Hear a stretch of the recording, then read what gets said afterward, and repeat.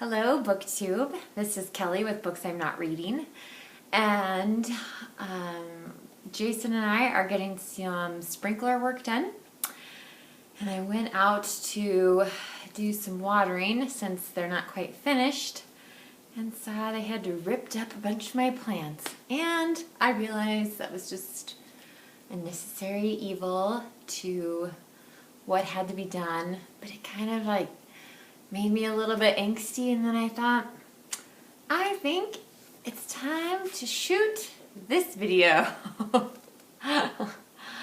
I sat in this very chair and made a video, I think in July, about should I read Catcher in the Rye? Is it too late? Am I too old? Did I miss the moment? That kind of thing. And the responses were pretty polarizing if you go back and look at the comments. But anyway, so because of that video, Jasmine from Jasmines Reads reached out to me and said, hey, let's read it together. So I thought that was awesome. We just kind of had like a little Goodreads chatting about it. So I'd love to hear how you guys do buddy reads and what tools you find really helpful or ways of communicating across countries and all that good stuff to have a buddy read. But it was great to read this with Jasmine. And we had a pretty similar response, I believe, but definitely I will link below to Jasmine's video.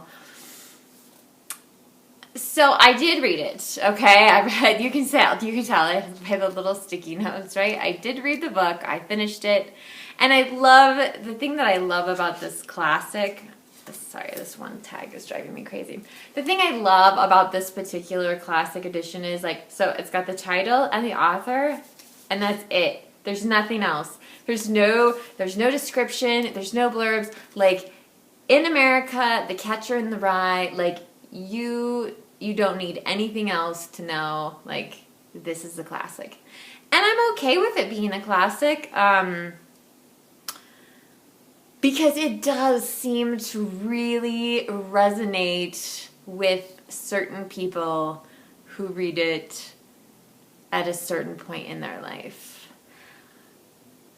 I get the angst. I feel Holden's kind of trying to sort out the world in his own just very dysfunctional way. I don't really like him very much unless he's talking about his deceased brother, Allie, or his sister, Phoebe. I thought it was really sweet when he tried to buy her the record and the record broke and he was just so distraught. And I thought it was really beautiful that, Allie's, his deceased brother, his baseball mitt has poetry, I think, written on the inside of it. I found that really nice. Holden himself, though, yeah, he just got he's not dropping out of high school. He got kicked out, and he keeps getting kicked out of schools. And I don't know, he's just not even trying really in school, which I think, hi sweetheart, there's a little cat down here. Anyway, so here's the rub for me. This kind of teenage angst or kind of coming of age, whatever you will say, was not what my experience was. I mean, when Holden runs away, where does he run away to? He runs away to New York City, which is a train ride away. Now, I grew up in a very isolated place.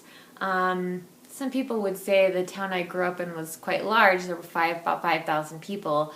But, I mean, it was a good, at least, I mean, it always felt longer to me, but it's at least 4 hours to a major metropolitan area to see real culture, to see the Broadway shows that what Holden takes Sally to, and watches all the girls come in and their legs and, the ones that are bitches and, things like that. Except, then it's like, also it's really depressing too. Like, back and forth and back and forth. He's always, I don't know, like he likes something, but then it makes him sad and depressed. Or he likes a person, but then he's like, no, they're a phony. And if they read a lot and if they know a lot about the theater and things like that, it might take you longer, but then eventually you'll find out whether they're really stupid or not. I mean, he says that kind of stuff in there. So, for me, it was about escape. Like, I wanted to travel. I wanted to see just even other American cities was a huge, huge deal. Places that we normally think of, like maybe Kansas City and Minneapolis, St. Paul, and I'm trying to think of some other places I went to. But yeah, I went to some more Midwestern cities, when I was still living with my parents, and then finally when I got to college, I really went out there, and I lived in New York City for a summer on my own, and that was totally eye-opening and a very transforming experience for me. And then I went to school at another university for a year, and then I went to and lived in Lyon, France for a summer. So for me, like, the frustrations I felt at being a teenager had more to do with my location rather than, wow, I hate the school that I'm going to. My teachers are phonies. Like, there's one school, okay? Like, in my community, there's one elementary school, there's one middle school, and there's one high school. So there's no choice. And there's not like there's a charter school or something like that. Your only other option is to be homeschooled, which, as my parents were both teachers, that wasn't going to happen. So I think it was just about, like, for me, it was just about, like, biding my time and waiting until I could get out on my own and figure some of this stuff out for myself. But some of you really, really love this book. Like, this book, people describe it in terms of being magical. People talk about it, and somebody commented on one of my videos about how they read it for years. They would read it every other year, which, I mean, it's not a huge book, like, but still, like, to keep going back to something, like, over and over again. And I also had someone, I believe from Pakistan, comment and say, this book crosses cultural boundaries, crosses, geography. Like, it meant something to that person quite a bit. And so I have to take it a little bit more seriously, at least, because so many people are attached to it. However, like, so I can say something's a classic, but it's just not my particular cup of tea. This is not a plot-driven book, and I am all about character, but, man, Holden, I don't know.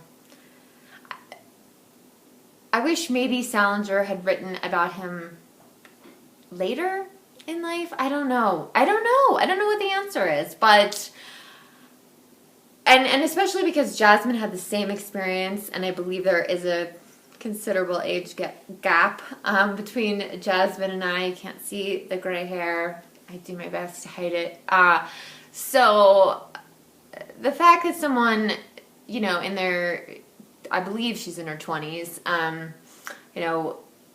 would feel very similar to me tells me that it's not about, like, necessarily when I read it. So those are just some initial thoughts, but by all means, please tell me, what you think about The Catcher in the Rye.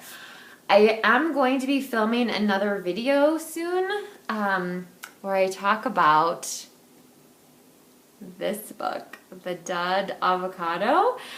And the reason why I want to talk about this in relationship to Catcher in the Rye is that the main character of this book, Sally J. Gorse, was,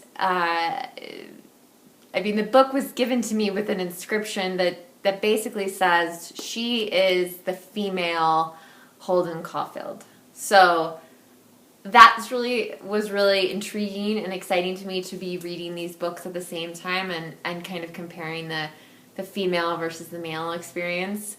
And this book did resonate a lot more with me, although it was weird. I mean, there's all kinds of language and, foulness in Catcher in the Rye, which I'm sure I think it was first published in 1945. I'm sure it was just shocking.